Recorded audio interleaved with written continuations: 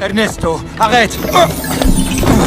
Laisse-le tranquille. J'ai travaillé trop dur. Tout ce que j'ai bâti, c'est un enfant du monde des vivants, Ernesto. C'est une menace!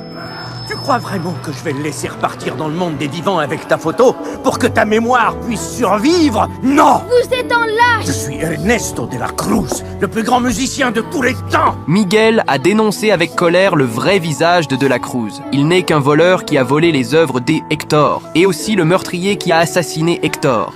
J'étais prêt à tout.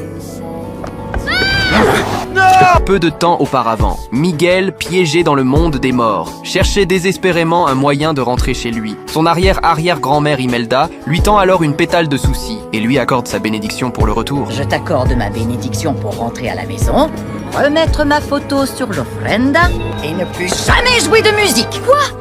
Mais elle a pas le droit de faire ça! Pour Miguel, c'est comme si on lui retirait une partie de son âme. Mais pour s'en sortir, il accepte en apparence. Mais dès son retour dans le monde des vivants, il se précipite vers sa guitare accrochée au mur. Je vais enfin jouer sur la place des mariachis! 2 secondes et tu as déjà trahi ta promesse. C'est pas juste, c'est ma vie, vous avez eu la vôtre! Il tente ensuite de demander de l'aide aux autres membres de la famille. Mais face à elle, l'autorité d'Imelda, tous évitent de s'opposer et détournent le regard. Complique pas les choses, Miho. Tu rentreras à la maison comme je le décide ou pas du tout. Tu détestes la musique à ce point-là? Je ne te laisserai pas prendre le même chemin que lui. Le même chemin que lui. Il est de ma famille. Écoute, Miguel profite d'un prétexte pour aller aux toilettes et s'enfuir. Imelda le poursuit immédiatement, face à la détermination de son arrière-petit-fils. Elle finit par révéler un secret enfoui depuis longtemps autrefois. Elle et son mari étaient eux aussi passionnés de musique. mais quand Coco est né, tout à coup, j'avais quelque chose dans la vie qui importait plus que la musique. Je voulais fonder une famille. Lui, il voulait jouer devant le monde entier. Chacun de nous a dû faire un sacrifice pour obtenir ce qu'il voulait. Maintenant, c'est à toi de faire un choix. Mais je n'ai pas envie, moi, de choisir mon camp. Pourquoi tu te ranges pas de mon côté? Une famille, ça devrait servir à ça, non? À nous encourager.